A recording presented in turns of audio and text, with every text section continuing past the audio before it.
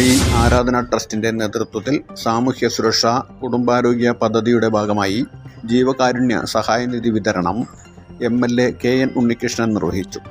KB Venu അധ്യക്ഷത വഹിച്ചു.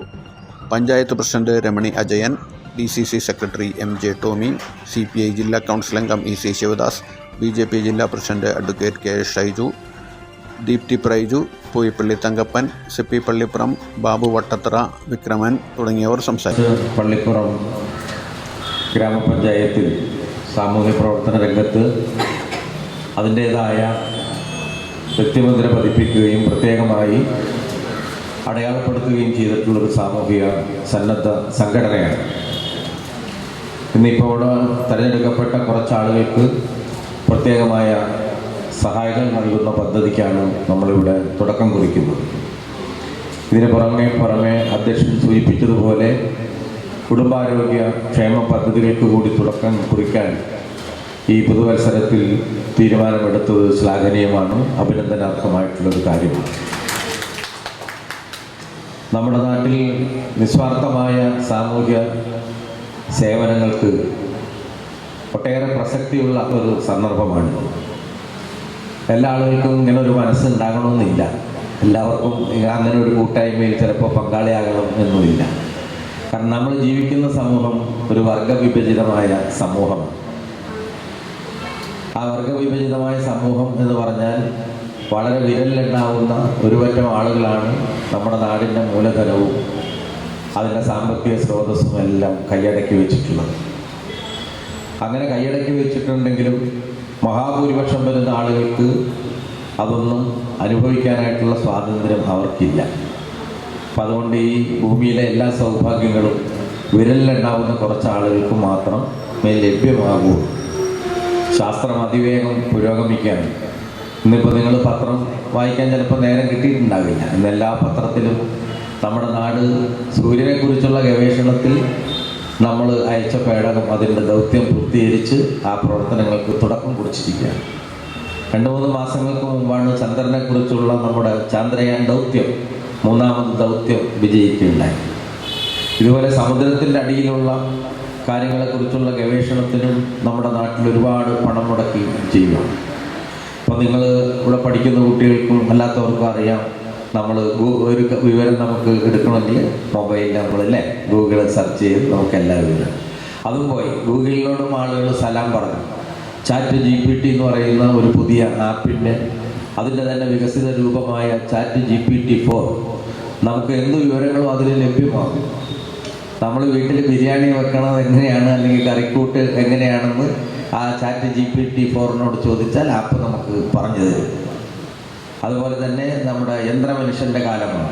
നമ്മളെങ്ങനെ ചിന്തിക്കുന്നു, എങ്ങനെ കാര്യങ്ങൾ മനസ്സിലാക്കുന്നു, അങ്ങനെ മനുഷ്യൻ്റെ വിചാരങ്ങളും വികാരങ്ങളും മാത്രമാണ് ഇനി യന്ത്രമനുഷ്യന് പകർന്നു കൊടുക്കേണ്ടതുള്ളൂ. ബാക്കിയെല്ലാം യന്ത്രമനുഷ്യൻ ചെയ്യുന്ന രീതികളാണ്. പണ്ട് ഓപ്പറേഷന് നമ്മളിപ്പോൾ നമ്മുടെ അമ്മമാരോ സഹോദരിമാരോ ചിലപ്പോൾ സിസേറിയനൊക്കെ വിധേയി കഴിഞ്ഞാൽ ചിലപ്പോൾ ആശുപത്രിയിൽ നിന്ന് വരുമ്പോൾ ഒരു കത്രികയുടെ കഷ്ടവും കൂടി ചിലപ്പോൾ അകത്ത് വെച്ചിട്ടായിരിക്കും തിണ്ടിക്കെട്ടി തരുന്നത്. അപ്പം അതൊന്നും വേണ്ട. നമ്മുടെ ഏറ്റവും സൂക്ഷ്മമായ നമ്മുടെ ശസ്ത്രക്രിയകൾ പോലും യന്ത്രമനുഷ്യൻ, കമ്പ്യൂട്ടറുകളുടെ സഹായത്തോടുകൂടി യന്ത്രമനുഷ്യൻ, അത് തലച്ചോറിലാണെങ്കിലും ഒക്കെ ചെയ്യുന്ന ചികിത്സാ രീതികൾ വന്നിരിക്കുകയാണ്. ആർട്ടിഫിഷ്യൽ ഇൻ്റലിജൻസ്, നിർമ്മിത ബുദ്ധിയുടെ പുതിയ കാലം. ഞാൻ പറഞ്ഞു വന്നത് അതൊന്നും വിശദീകരിക്കാനല്ല. അപ്പം അങ്ങനെ ശാസ്ത്രവും സാങ്കേതിക വിദ്യകളും എല്ലാം ലോകത്തും ഇന്ത്യയിലും എല്ലാം പുരോഗമിച്ചിട്ടും നമ്മുടെ നാട്ടിലെ എല്ലാവർക്കും ഇതൊന്നും അനുഭവിക്കാൻ കഴിയുന്നില്ല. ഈ നേട്ടങ്ങൾ ജനാധിപത്യവൽക്കരിക്കപ്പെടുന്നില്ല എന്നുള്ളതാണ്. അപ്പോൾ ഒരു പറ്റം ആളുകളുടെ കയ്യിലാണ് ഇക്കാര്യം. അപ്പോൾ അത് സാർവത്രികമാകണം, ജനാധിപത്യവൽക്കരിക്കപ്പെടും. അങ്ങനെ ഒരു സമൂഹത്തിൽ മാത്രമേ പട്ടിണിയും പ്രയാസങ്ങളും എല്ലാം മാറുള്ളൂ. ഇന്ത്യയിൽ ഇപ്പോൾ ഏറ്റവും കൂടുതൽ ദരിദ്രർ ഏറ്റവും കൂടുതൽ ഇന്ത്യയിലെന്ന് ഞാൻ പറയുന്നില്ല, ദരിദ്രരായിട്ടുള്ള ഒരുപാട് ജനകോടികൾ ഇന്ത്യയിലും. അതിൽ തന്നെ പൊതുവെ കുറവായിട്ടുള്ളത് നമ്മുടെ കേരളത്തിലാണ്. കേരളത്തിൽ നമ്മുടെ സർക്കാർ പ്രഖ്യാപിച്ചിട്ടുള്ളത് ശ്രീ പിണറായി വിജയൻ, കേരളത്തിൻ്റെ മുഖ്യമന്ത്രി, അദ്ദേഹം പറഞ്ഞിട്ടുള്ള അദ്ദേഹത്തിൻ്റെ 5 വർഷം പൂർണ്ണമാകുമ്പോൾ കേരളത്തിൽ നിന്നും ദാരിദ്ര്യം ഉച്ചാടനം ചെയ്യും എന്നാണ്. അങ്ങനെ ദാരിദ്ര്യം ഉച്ചാടനം ചെയ്യണമെങ്കിൽ ആർക്കൊക്കെയാണ് ദാരിദ്ര്യം, അതിദരിദ്രരായ മനുഷ്യരുള്ളതെന്ന് പഠിക്കണം. ഞങ്ങളൊരു സർവേ നടത്തി. കേരളത്തിൽ 60,000 കുടുംബങ്ങളുണ്ട്. 60,000 കുടുംബങ്ങളിൽ 1.25 ലക്ഷം വരുന്ന മനുഷ്യർ ഒരുമിച്ച് ജീവിക്കുക. അപ്പോൾ അതിനെക്കുറിച്ച് സർവേ നടത്തി. കഴിഞ്ഞ ഓണക്കാലത്ത് എല്ലാ വീടുകളിലും എല്ലാവരും ഓണം ആഘോഷിക്കുമ്പോൾ അവർക്ക് ആവശ്യമായിട്ടുള്ള ധാന്യങ്ങളും വിഭവങ്ങളും പഞ്ചായത്തുകൾ വഴി ഞങ്ങൾ എത്തിക്കുകയുണ്ടായി. നമ്മുടെ ഈ പഞ്ചായത്തിൽ മാത്രം 85 പേരാണ് ആ കാറ്റഗറിയിലുള്ളത്. 85 പേര്. വൈപ്പിൻ മണ്ഡലത്തിൽ പൊതുവെ 350ഓളം വരുന്ന ആളുകൾ മാത്രമേ ഉള്ളൂ. അപ്പോൾ പൊതുവെ കേരളത്തിൽ കുറവാണ്. അപ്പം അതുപോലെ തുടച്ചു നീക്കണം എന്ന് ആഗ്രഹിച്ചുകൊണ്ടാണ് നമ്മൾ നീങ്ങുന്നത്. അപ്പോൾ ഈ വർഗവിഭജിതമായ സമൂഹത്തിനകത്തുള്ള പ്രത്യേകത മനുഷ്യൻ്റെ സ്വാർത്ഥതയാണ്. അപ്പം അങ്ങനെ സ്വാർത്ഥതയുടെ ഒരു ലോകത്ത് ഇതുപോലെ നിസ്വാർത്ഥമായ സേവനത്തിന് സംഘടനകളും വ്യക്തികളും മുന്നോട്ട് വരിക എന്നുള്ളത് അത്ഭുതകരമായ ഒരു കാഴ്ചയാണ്. അത് കുറഞ്ഞുകൊണ്ടിരിക്കുക. എനിക്കെന്ത് കിട്ടും എന്നുള്ളതാണ്. എന്നിൽ നിന്നും നമ്മുടെ സമൂഹത്തിന് എന്ത് നൽകാം എന്നുള്ളതല്ല, എനിക്കെന്ത് കിട്ടും എന്നാണ് സാമൂഹ്യ പ്രവർത്തകരും അപൂർവം ചില രാഷ്ട്രീയ നേതാക്കന്മാരും എല്ലാം ചിന്തിക്കുന്നത്. അങ്ങനെയാണ്. ടോമി ചേട്ടൻ വരാൻ വേണ്ടി കുറച്ച് ഞങ്ങൾ വെയിറ്റ് ചെയ്തു. ഞങ്ങൾക്കൊക്കെ പോകാൻ ധൃതിയുള്ളതുകൊണ്ട് തുടങ്ങി വെച്ചതാണ്. ഓക്കെ.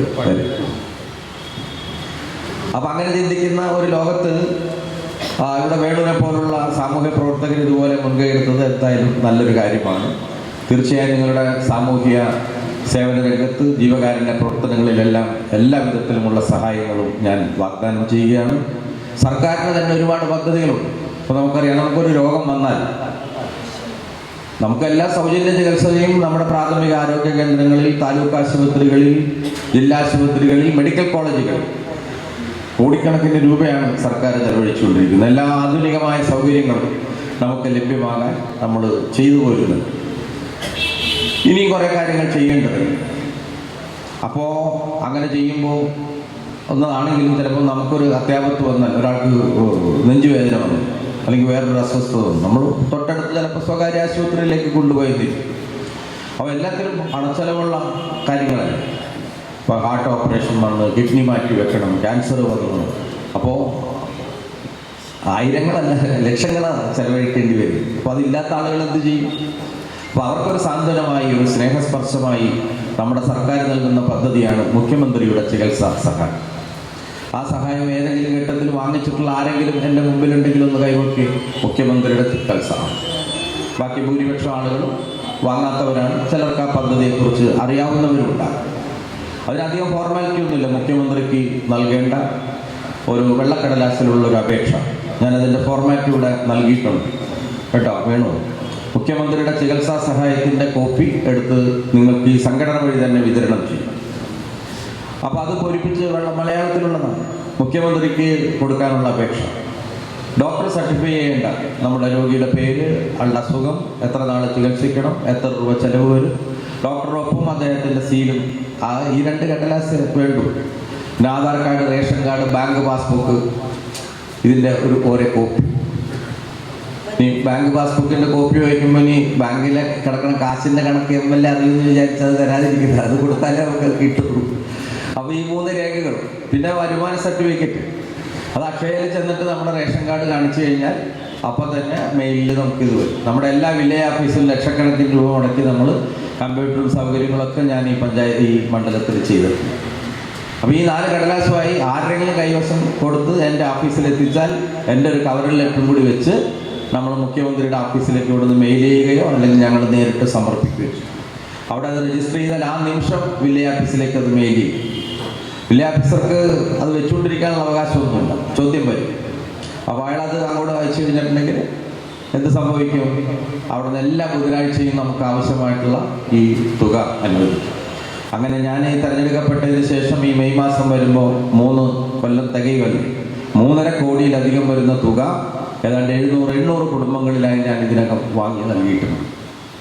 അപ്പോൾ കൃത്യാന്തര ബാഹുല്യത്തിൽ നമ്മുടെ പൊതുപ്രവർത്തകരെല്ലാം ചിലപ്പോൾ ഇത് അറിയണമെന്നില്ല, അവരുടെ സഹായങ്ങൾ നമുക്ക് ലഭ്യമാകണമെന്നില്ല. അപ്പോൾ അതുകൊണ്ട് ആ പദ്ധതിയെക്കുറിച്ച് നിങ്ങൾ ബോധവാന്മാരായിരിക്കണം. നമ്മുടെ സഹജീവികൾക്ക് ആ സഹായങ്ങൾ ലഭ്യമാക്കുന്നതിന് വേണ്ടി നിങ്ങൾ അത് മുൻകൈ എടുക്കണം. വൈകി വന്ന് ചിരിച്ചാലൊന്നും ഒരു പൊറുക്കില്ല, ഞങ്ങളെല്ലാവരും കാത്തിരുന്നതാണ്. അപ്പോൾ നമ്മുടെ ഇതേപോലെ തന്നെ നമ്മുടെ SC/ST സഹോദരങ്ങൾ, അവർക്കുള്ള ചികിത്സാ സഹായ പദ്ധതി അതാ ഡിപ്പാർട്ട്മെൻറ്റിൽ ഈ അപേക്ഷ കൊടുത്തു കഴിഞ്ഞാൽ 10 ദിവസത്തിനകം പാസ്സാക്കാം. ഇനി മുഖ്യമന്ത്രിയുടെ ചികിത്സാ സഹായം കിട്ടുന്നവർക്ക് ഇതിനും അപേക്ഷിക്കാം. അതുപോലെ നമ്മുടെ റോഡ് അപകടം കായലപകടം, കടലപകടം ഒക്കെ അങ്ങനെ സംഭവിച്ചു കഴിഞ്ഞാൽ 2 ലക്ഷം രൂപ, ഒരാളുടെ ജീവന് തുല്യമല്ല അതെന്ന് നമുക്കെല്ലാവർക്കും അറിയാം, 2 ലക്ഷം രൂപയുടെ സഹായം ഉടനെ നൽകും. അതുപോലെ 50 വയസ്സ് കഴിഞ്ഞ് വിവാഹപ്രായമെത്തി വിവാഹം കഴിക്കാത്ത നമ്മുടെ സഹോദരിമാരുണ്ടെങ്കിൽ, ഒറ്റയ്ക്ക് കുടുംബം നയിക്കുന്ന സഹോദരിമാർ, അവർക്കുള്ള പ്രത്യേക സഹായങ്ങളുണ്ട്. 60 വയസ്സ് കഴിഞ്ഞിട്ടുള്ള നമ്മുടെ വയോജനങ്ങളുടെ കാറ്റഗറിയിൽ വരുന്ന, അപ്പോൾ അവരുടെ എണ്ണം കൂടി വരുവാണ് നമ്മുടെ സമൂഹത്തിൽ, അവർക്കുള്ള പ്രത്യേക പദ്ധതികളുണ്ട്. പിന്നെ സ്വയം തൊഴിൽ കണ്ടെത്തുന്നതിന് വേണ്ടിയിട്ടുള്ള ധാരാളം പദ്ധതികളുണ്ട്. അപ്പോൾ അതെല്ലാം നമ്മുടെ ഈ ആരാധന ട്രസ്റ്റ് കാര്യങ്ങൾ മനസ്സിലാക്കി ഇനി ഏതെങ്കിലും ഒരു ഘട്ടത്തിൽ അത് സംബന്ധിച്ചുള്ള പഠന ശിബിരമോ മറ്റു കാര്യങ്ങളോ നമുക്ക് ഏർപ്പാട് ചെയ്യണമെന്നുണ്ടെങ്കിൽ അതും നമുക്ക് ചെയ്യാവുന്നതാണ്. എല്ലാവർക്കും നല്ല ശുഭദിനം ആശംസിച്ചുകൊണ്ട് എൻ്റെ വാക്കുകൾ അവസാനിപ്പിക്കുന്നു. നന്ദി, നമസ്കാരം. ഈ ചാനൽ ഷെയർ ചെയ്യുക, സബ്സ്ക്രൈബ് ചെയ്യാൻ മറക്കരുത്.